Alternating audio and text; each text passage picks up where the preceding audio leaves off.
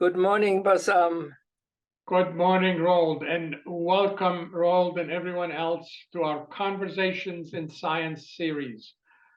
This spring, we celebrate the 20th anniversary of staging the play Oxygen here at the University of Wisconsin-Madison. It is a great privilege, Roald, to visit with you on this occasion.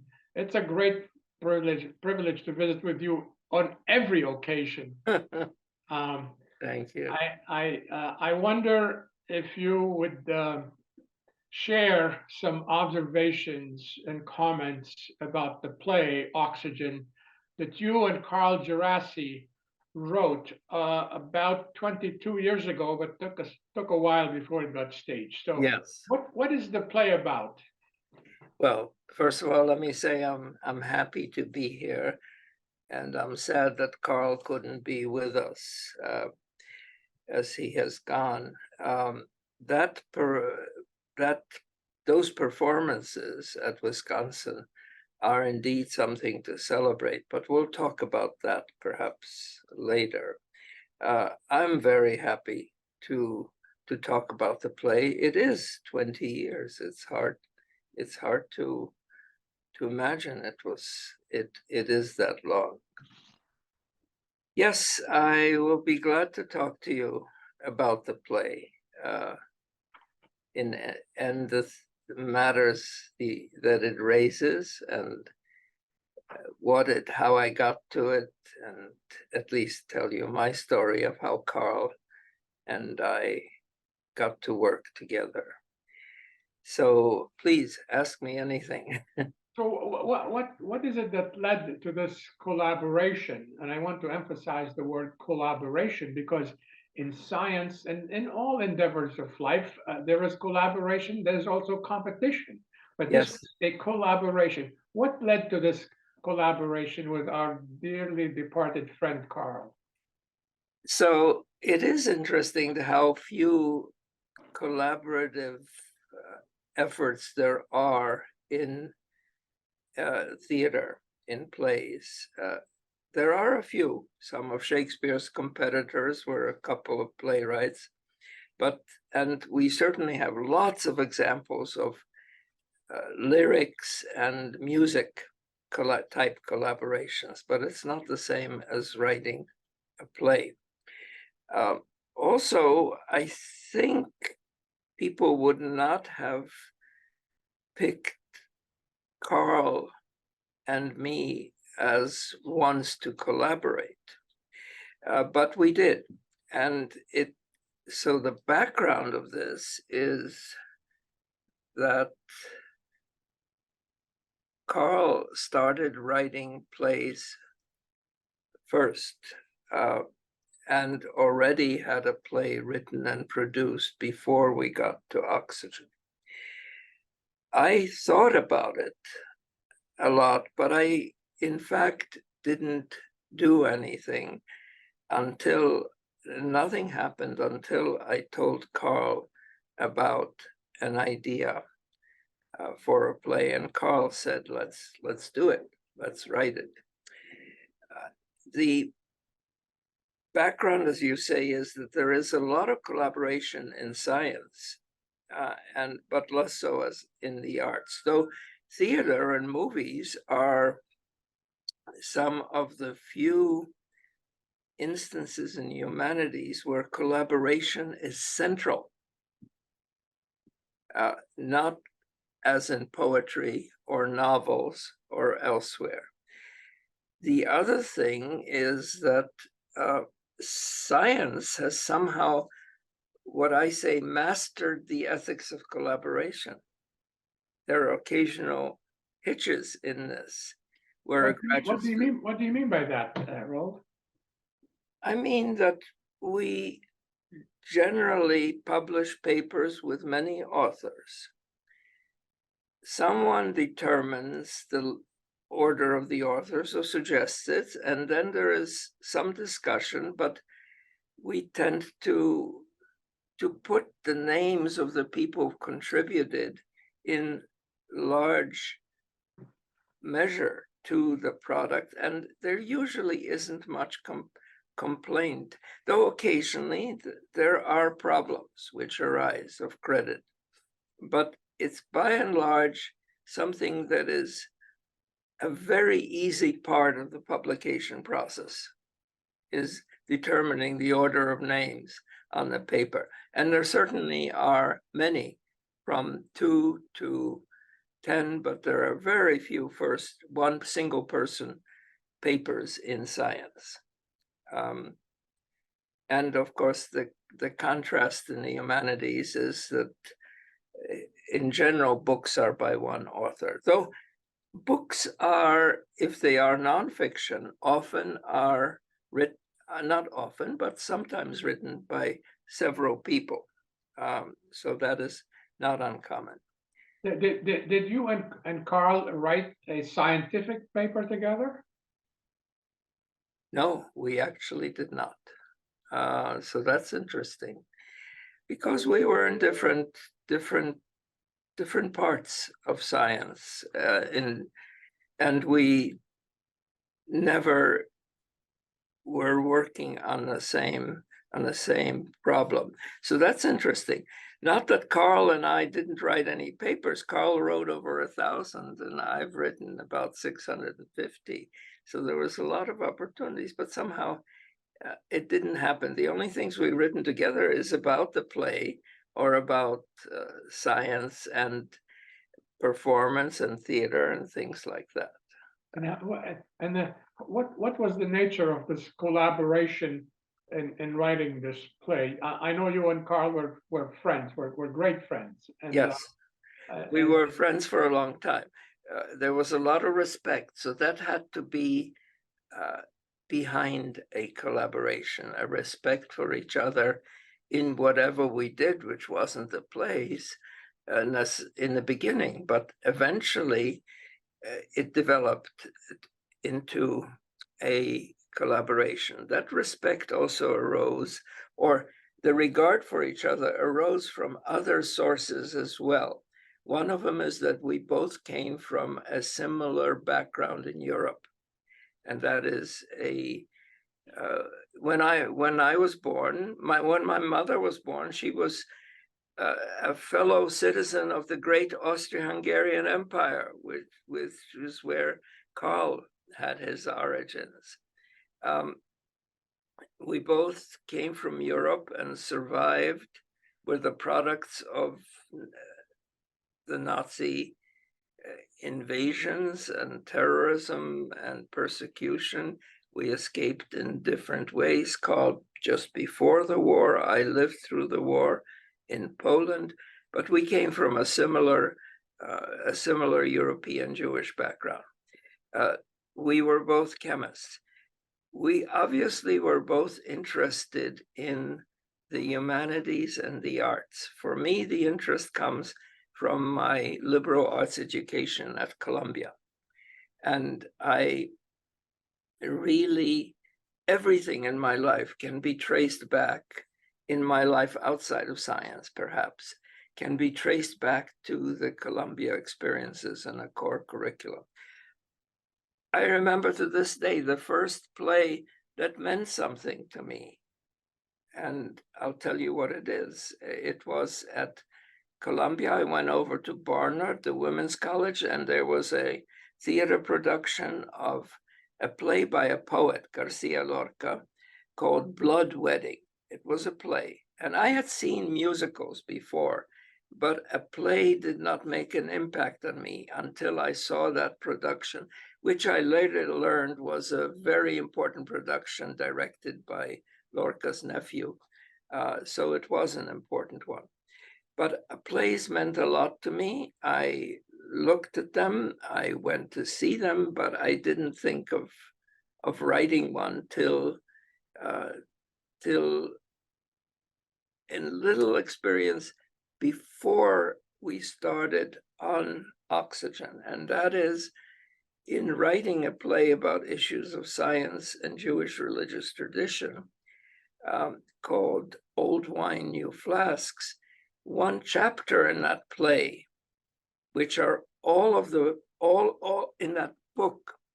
That book is full of dialogues between me and an Israeli woman who is the co-author. And one of the dialogues is structured as a play. It's not a good play. It'll never work as a play. But somehow the idea came back to me. And I thought always of plays in terms of dramatic situations. So, and a little different from how I thought about poems, where I often thought of the tension introduced by the juxtaposition of two words that somehow had resonances or had meanings other than those two words. But for plays, I imagined a dramatic situation. And I'll tell you what the dramatic situation for me was in Oxygen. But let me tell you what I mean by dramatic situation. A dramatic situation is a moment when there is a conversation, or there could be just silence, but it's usually a conversation between two people or three people. And in the course of that conversation, something changes. Something changes forever. That's a dramatic situation. Yes. Yes. So I imagined that in the context of Lavoisier, Scheele, and Priestley, about whom we haven't yet talked. But they were the people who each had a claim to have discovered oxygen. And what I had read about, and which I had also written about in 1993 in a book with Vivian Torrance in an essay, I knew that on roughly a certain day in 1774, Lavoisier, who was the only one who understood what oxygen was good for chemically in the chemical context, that things combined with it to gain mass, to gain weight. It was necessary for life. It was necessary for burning. He is the only one who understood this, but he didn't have oxygen. It wasn't that obvious. It's not obvious today. We breathe this air and we breathe out 80% of it without using it. We, the pinnacle of evolution, don't know what to do with 80% of the atmosphere that goes into our lungs. But 20% we do a lot with. Yeah. I was going to ask. Discovery is important. How important is who discovers something first? This is part of the reason, as I understand it, that you and Carl wrote this play about discovery, about credit, so if we say that science is a way of looking at the world, and we can also say that art is another way of looking at the world, and you and Carl decided to dramatize concepts related to the discovery of oxygen with the three characters that you featured in the play. Actually, you featured Madame Lavoisier, a very important character, which I'm sure you'll tell us about. But so your motivation was to dramatize the connections or the disconnections between Scheele, Priestley, and Lavoisier. Is that part of what you had in mind? It's a part. The play is about many things. It is about the nature of discovery, and let's talk about that next. But it is also about competition. It is also about the Nobel Prizes and what they honor and what they don't. It's also about the role of women in science then and today. So plays are about many things. You know, if the play is about these issues, it's not going to be a good play because issues, that's why I come back to the dramatic moment and I am intent on telling it to you. And the issues is fodder for an opinion article in the New York Times, but and for a talk possibly, but it's not going to work as a play. The issues have to come up, and they do in this play. I hope they do. And Carl and I were both aware of that. We thought the play would also entertain and make people think and make people walk away in doubt and unsure about some things, yet interested. But let's talk about discovery. Please. So, yes,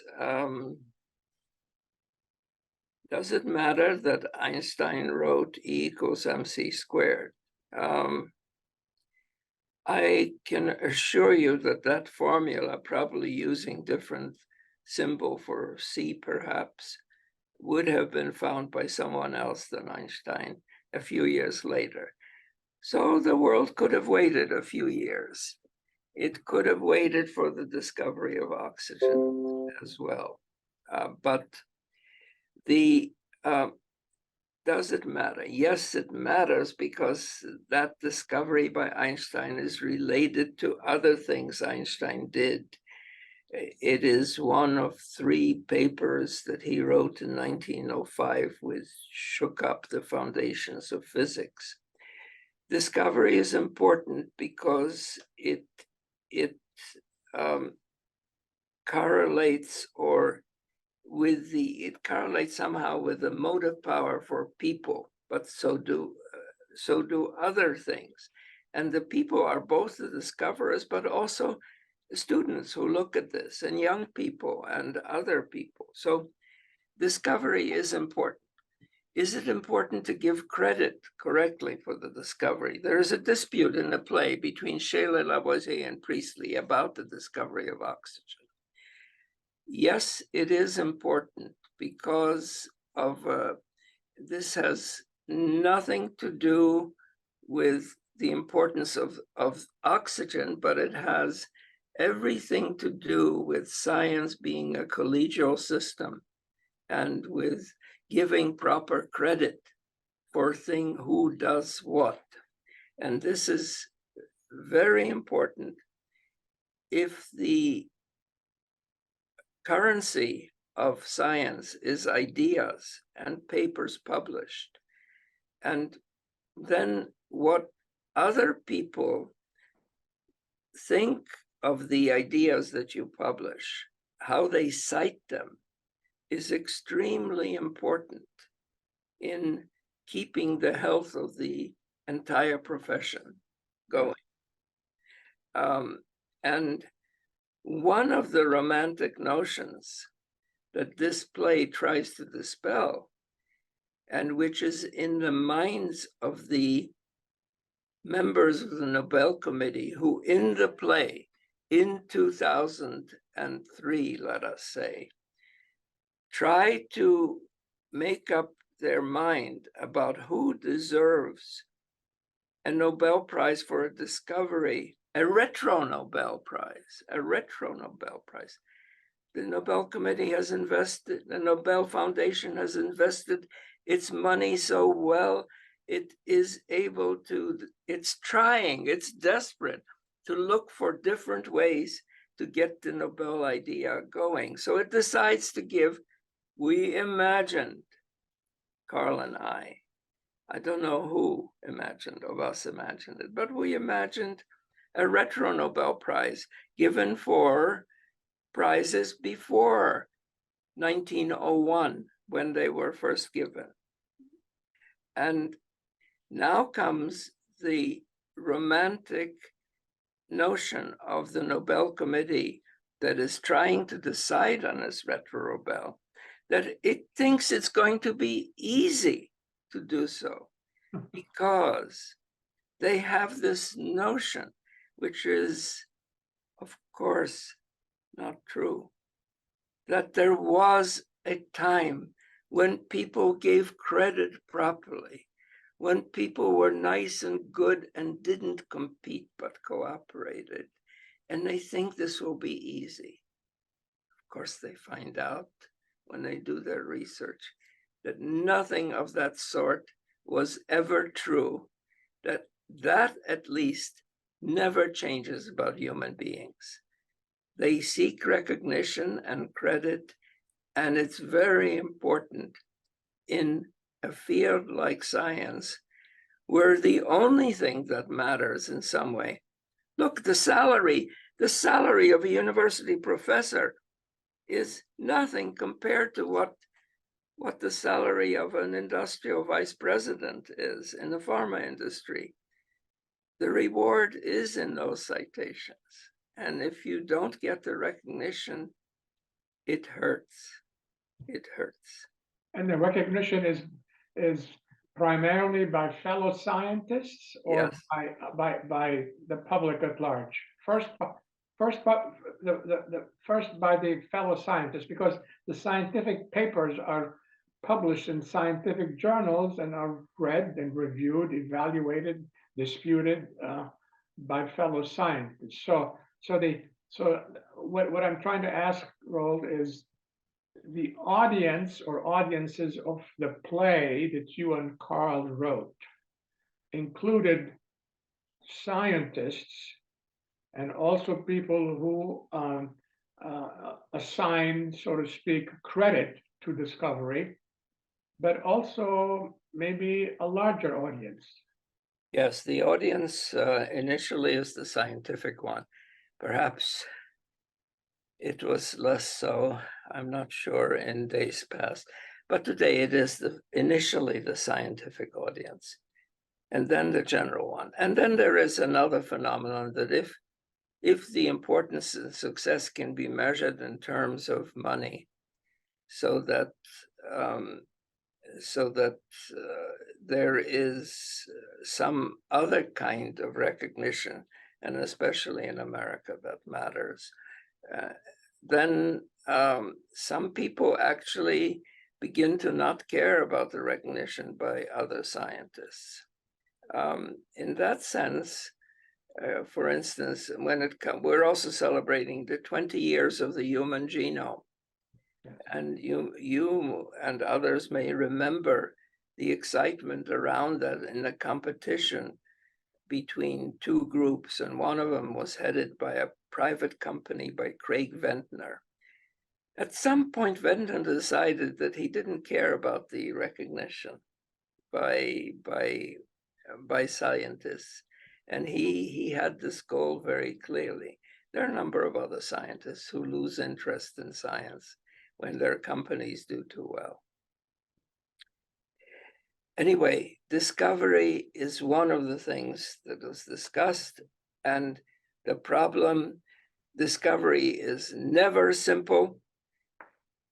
For instance, as you and I have discussed, and as is mentioned in the plane, who discovered America? I mean, after you pose the question and then try to answer it, you realize that is it even if you broaden your outlook and think about the Vikings reaching Newfoundland, which they certainly did, the story becomes in some way trivial relative to the story of the indigenous population spreading in America.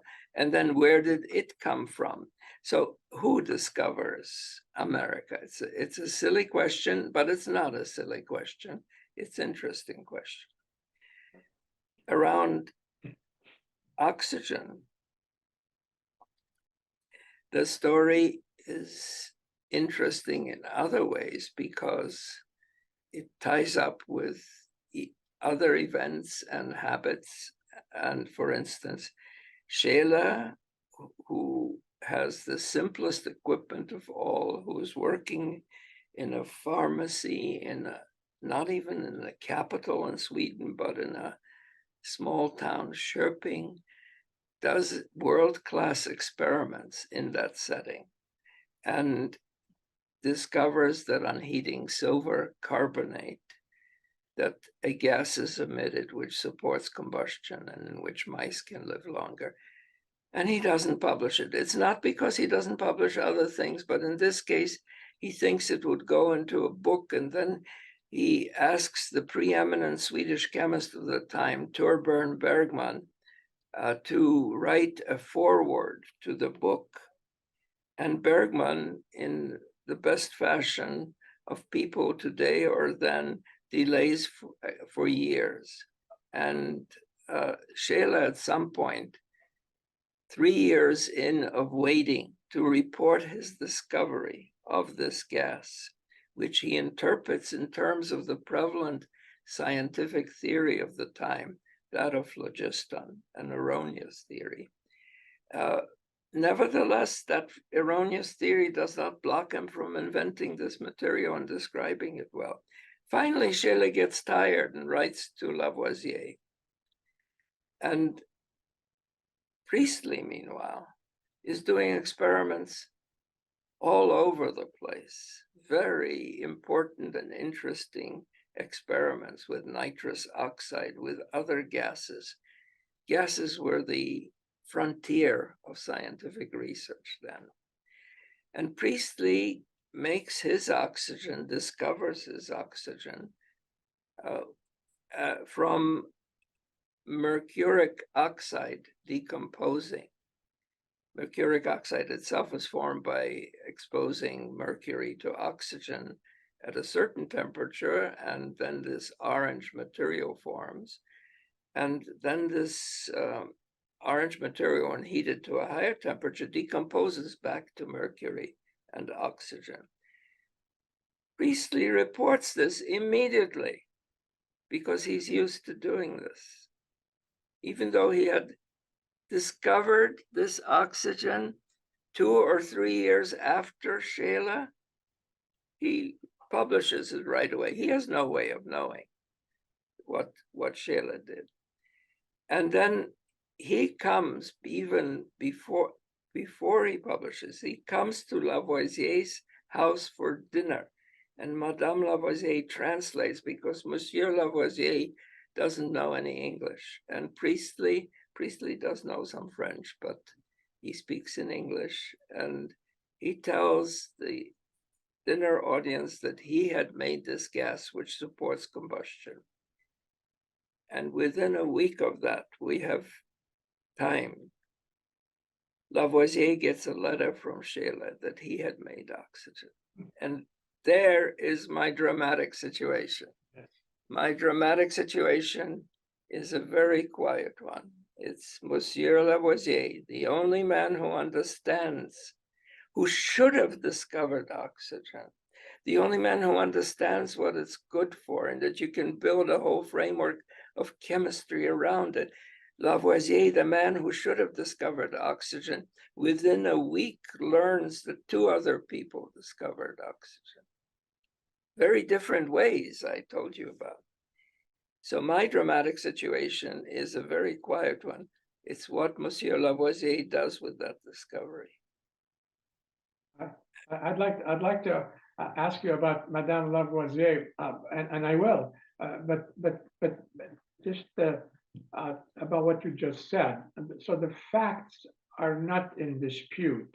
No. But dramatizing the connectivity between Scheele and Priestley and Lavoisier, to what extent did you feel that you had a license to dramatize what happened? Yes.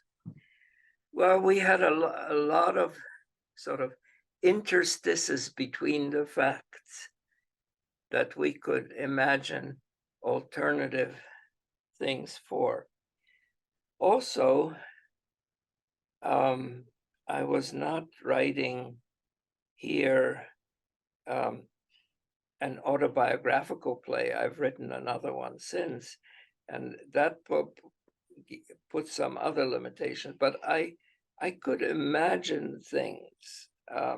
And I had ample precedent, for instance, in a play that Bertolt Brecht wrote about Galileo.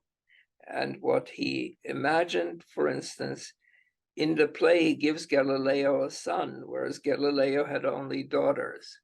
You could do that in a play. He wasn't writing a history. But we had a number of interstices and were able to construct a competition between the three men to dramatize their way of making oxygen, because we were faced in a play how to get the chemistry in. I don't mean exactly that way, but I wanted to get the chemistry in. And there were other ways we could have done that, but we made use of some historical facts that we juxtaposed in a different way. For instance, we knew that the then king of Sweden was fond of theater. In fact, he was assassinated in a masked ball in Sweden after some political dispute. That masked ball is the theme of, I'm not the only one to have taken that. Verdi based an opera, Una balla di maschera, a masked ball about this, on this story. It was entirely plausible to us that a king who liked theater would stage a competition.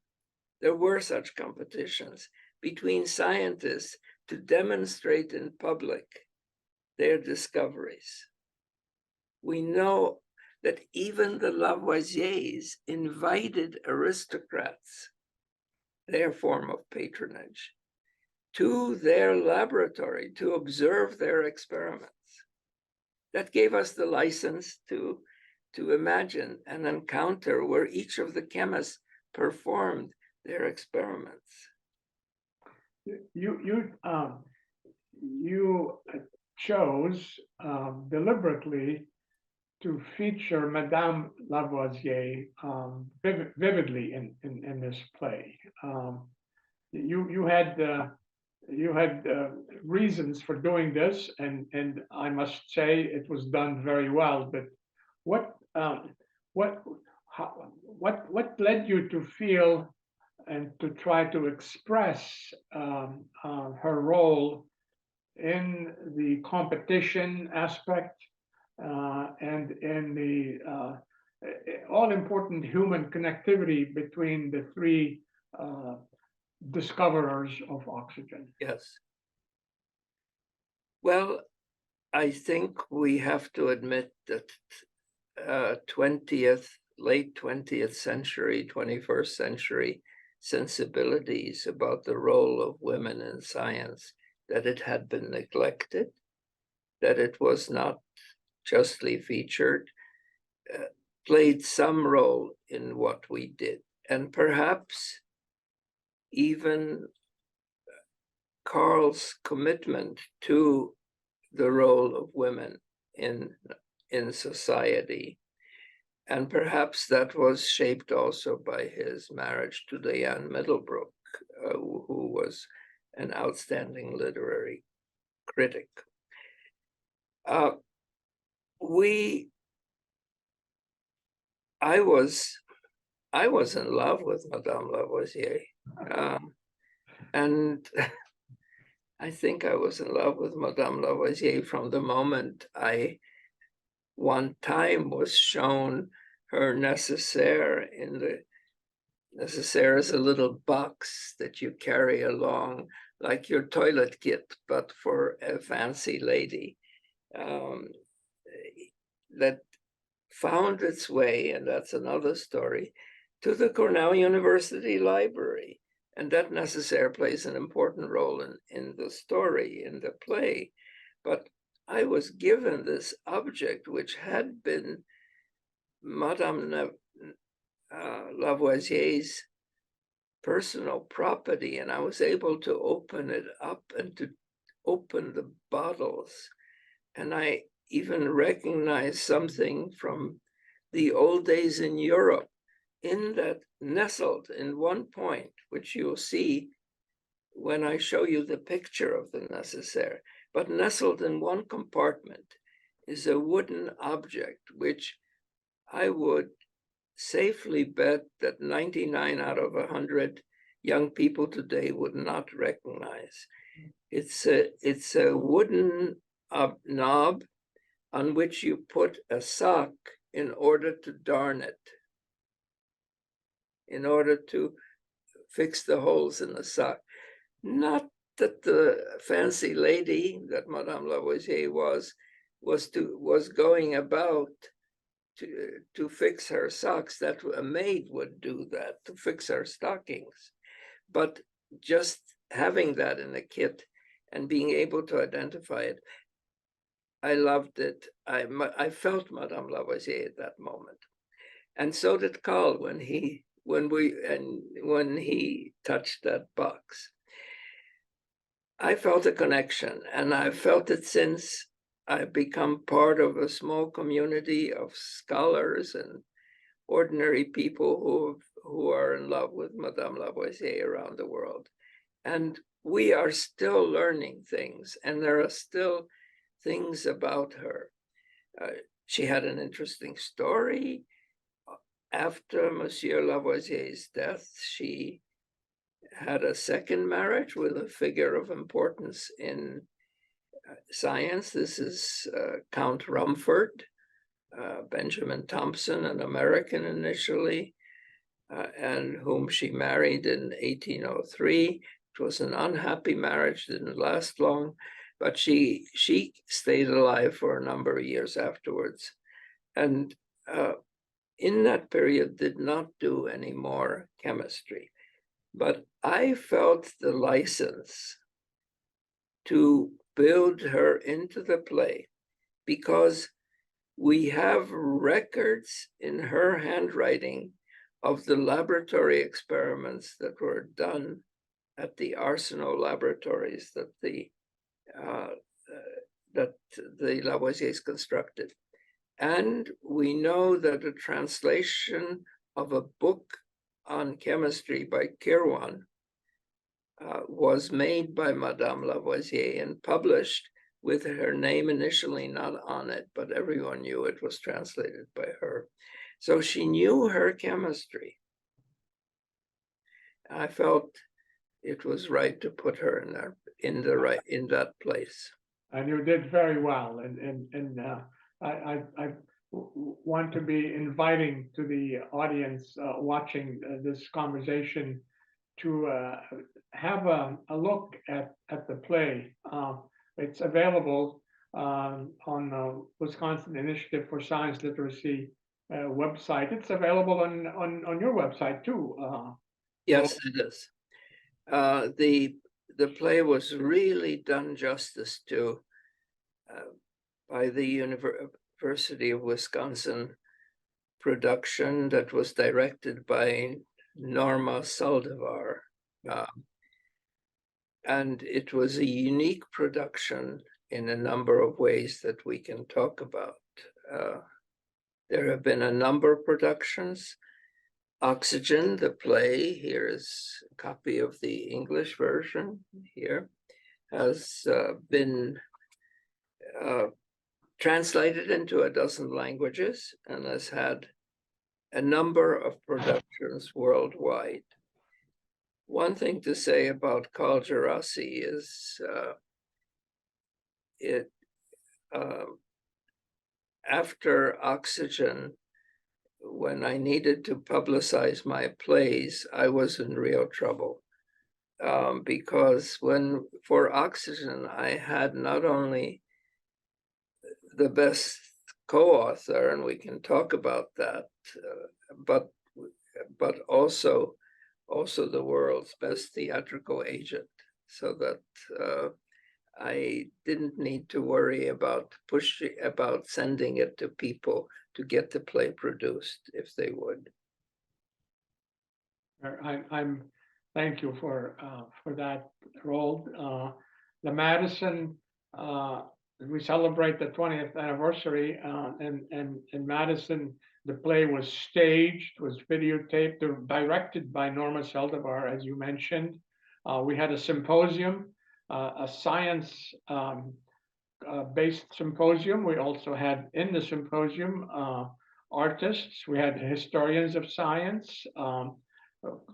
It was a magnificent coming together of people in science and in the arts. And Roald, I really want to share with you the way, because this is in keeping with what you and I feel strongly about in encouraging, nurturing the development of young people to go into science. One of the participants in the symposium spoke about his research in using oxygen.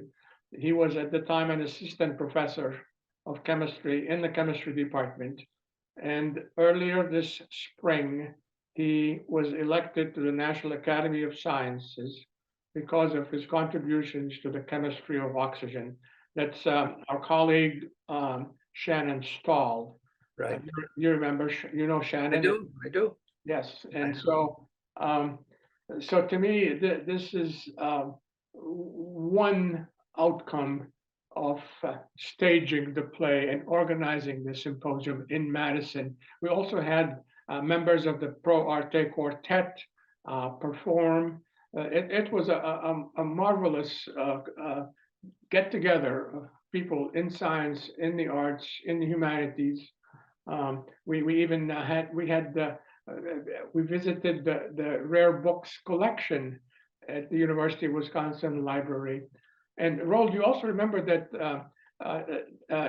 early in 2004, we held a symposium on oxygen at the AAAS meeting in Yes. Seattle, and was featured on Science Friday with Ira Flato and so on. So all of these activities bring together what you and I hope inspiration to young people to truly venture in their scientific explorations, but also, as you and Carl have done, to venture into exploring creativity in science, in the arts, and the humanities. And so I'd like to ask you how you feel now as you look back 20 years. You already alluded to this, but how do you feel about the nature of collaboration as we try to promote it now between among people in science and among people in the arts? I retain my basic feeling that science and art are traveling on the same path, in that we try to understand the world around us and in us, and we do it in different ways. We create things. So that's very interesting that I am using the creation metaphor for science, whereas many people would imagine that it's all about discovery, but discovery is just part of it, knowing what's there. But we create the world of science as we go along. We make new molecules, for instance, and then we worry about how they are used by us or other people. So there is also immediately a connection to ethical judgments about whether those molecules can hurt or heal. They can often do both. art and science seem to engage different parts of the human mind and emotions. Artists certainly know how to affect the emotions. They're the products of what their works, which incidentally are created. Sculptures do not grow on trees. They are done by human beings, and so are new molecules. So in that sense, we are similar. When we create the objects, we have to apply ethical judgments, as I just said, about whether they are good or not. And incidentally, here, artists are sometimes deficient in that they think that there can be nothing wrong with art. But when I read that play about a former lover who is featured in a play as a way or in a novel, that person can be hurt by that. Yes. Just like by anything else. So there is ethical responsibility in art as well. And yet there are things that both can learn from each other. For instance, artists do know how to stir the emotions in people to get reactions. And one of the problems of science is a problem that we've gotten into by the language we use to communicate, is that we have less, we haven't allowed ourselves, I would say, to use words in our ways of communicating. I'm thinking about scientific papers, which are words that in some way stir the emotions. Yes. And we have done that to keep out just so stories and other things, and to keep out rhetoric, and to have just the facts and nothing but the facts. But the facts are mute. They say nothing. The data says nothing. It's a human being who weaves a story. So I've just said a story, a theory. Those are things where we can learn from artists. And I have learned from writing poetry and plays. I think a little bit about that. I think if you ask people, young students, how they feel about my science and writing, they'll tell you that I get this feeling from reading Hoffmann that he's talking to me. But what am I do? How do they get that feeling? How do I sneak in that connection? Carl used to talk about smuggling in things into science also, and that's something we shared. Yes. I think sneaking in and smuggling in, yes, those are the words you use. And I know Carl used them before, but really self-expression is important. Yes. And connecting and communicating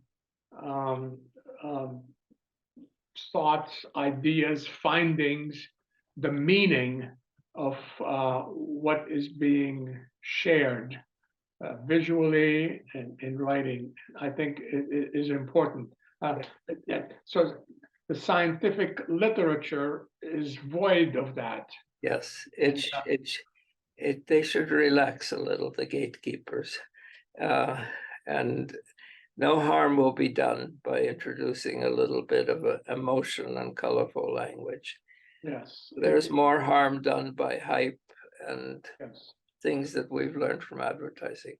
I wanted to ask you, Carl. I said Carl, as if he were here. I wanted to ask you, Bassam, something about that production.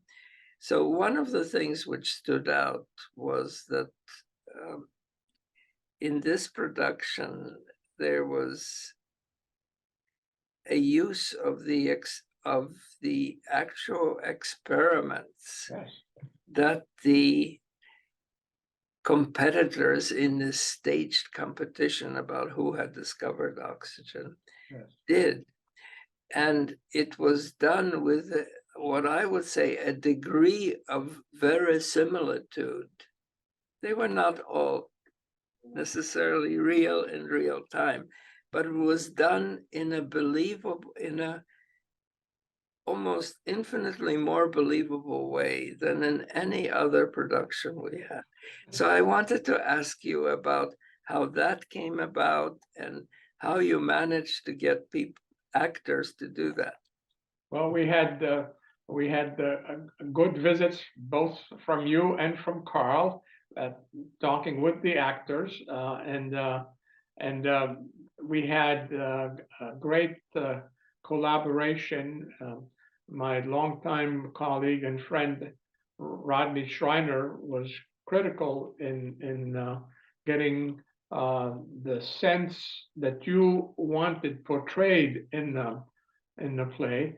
And of course, Norma Seldivar herself, was open to all this. Well, I would like to also mention and give credit to our late colleague, Philip Certain. Phil Certain was the Dean of the College of Letters and Science, and he was a major contributor, encouraging us and providing some funds to put on the production and to do the videotaping. And so it was a collaborative effort, but we were we were driven by what we felt you and Carl wanted to portray. And we checked with you several times, and you felt comfortable with that. I remember early on in trying to do the experiments, the theater people said we better get approval from the fire department about this. So they called the fire department, the Madison Fire Department, and the person who happened to be the assistant fire chief, he said, well, I know Dr. Shakhashiri. I wasn't in his class, and everything he does safely. No more questions were asked. Good. Yes, I expected that. Yeah. And all of these are captured in the video that we have, and people have enjoyed watching it and have learned from it. And I'm expecting that young scientists, graduate students, postdocs, early career assistant professors, associate professors will have a look at the play and really relate to the nuances that you and Carl portrayed so well, because we still live in a culture that values collaboration, that promotes competition, and also the yearn for recognition. Yes. It is great fun to watch the video of that, and we have added also to it some teaching materials, Yes, which are not heavy. They're just questions that have been brought up now, like about discovery, but there are directions to explore for people to discuss. Roald, you've been interested in writing for a long time. In fact, you mentioned this already. While you were at Columbia, you not only took courses, but you wrote. And we had good teachers. And so, but did you learn any science when you were at Columbia? Of course, I learned science. I was on the track to be a pre-med, which is where there was pressure from my parents. The pressure was indirect, perhaps, but it was there. That pressure is there in this day to the children of immigrant families elsewhere. If then it was kids like me who were children of refugees from Europe, today it is the refugees from Asia in various ways, or people who have come here who want their children to be doctors. I didn't really want to be a doctor. I liked the science. I did well in the chemistry. I didn't think I was good enough for physics. That was a mistake. Why didn't I think I was good enough for physics? It's because I got an A and my friends got an A+ in the course. And I mistook the grade in a course for a real marker of whether one was going to be good in research or in science in general. I wasn't exposed to enough biology, perhaps. But the world opened up in the arts and humanities from that core curriculum and a general education. And I had courses in poetry, I had courses which captivated me in history of art. And all of these things, the poetry, the play I had mentioned, the history of art, or art in general, looking at art, they've remained with me. And they formed a part of my spiritual life. And in some ways, chemistry was a compromise. And I went on to graduate school in chemistry, but I really didn't commit to chemistry till 3/4 of my way through my PhD. I want to leave with young people the feeling that there is really importance in those distribution requirements in college and everything else that gives you an opportunity to take a course that is not in science or technology, because you will never have such opportunities. And as you could see from my experience, they form the basis for other things that they do. I haven't talked about what my writing courses gave me to be able to write in science. Many people think that it's not important, that we're communicating in symbols and equations. And my God, we've got to convince other people that what we have found is original and interesting. And it's the words that do it in what we write.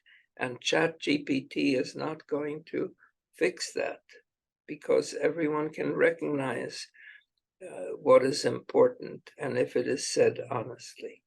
Let me talk about making theater out of anything. I used to think that theater was just, that writing plays was something that only people who were playwrights did. But then I realized that any human situation where several people are involved, but it could be even one, leads rise to a dramatic situation and can be turned into theater. Let me give you an example. Imagined on my part that of a play to be constructed from an experience that any student might have. I hope they don't have. Here's the situation. There's a teaching assistant in a recitation, and there is a group of students in front. And the teaching assistant makes a mistake in explaining something. And one of the students realizes that a mistake has been made, and so he gets the wrong answer, and he or she have taught the student something incorrect. Okay, the dramatic situation is, what does the student who understands the mistake do? Do they go and first, I can imagine they first talk to the other students, if they have some that they're studying with, and then they go to the TA, or do they go to the teacher in the course? I hope not. but there's a little dramatic situation. I can turn that into a play. Yes, and it would teach something. yes. It might even teach some chemistry about, I'd have to imagine the mistake being made in a stoichiometry problem. In the same way, you look, somebody's goes out in the morning, looks at a blade of grass, and on that on that blade of grass, there is several drops of dew condensed. Yes, that's pretty. It's morning. It's a morning in May, but why are those drops circular, and what's holding them to the leaf? And why are they forming on the leaf and not on the wall of the house there? So these are all things that can be turned into some basic physics of substances, of materials, and of liquids. And there is science in those things. So I think part of what we do is to cultivate in people, I don't want to put it that way, but I would like to leave with people the idea that the world is interesting, both from the point of view of art and of science. There are so many questions that you can ask. And I would like people to turn that object of the telephone, which is ever present in your hands, and the web, and to turn it away from all the ways in which it can be misused to bully people, to spread misinformation, and to turn it into a way to ask the questions that you want to ask of the world. The internet can help you that. It's the most remarkable thing that has happened to us. And we're right in the middle of a change that involves this. Thank you, Roald. Let us all join in nourishing, nurturing, and cultivating curiosity and interacting with each other in respectful, trustful ways, all done for the common good.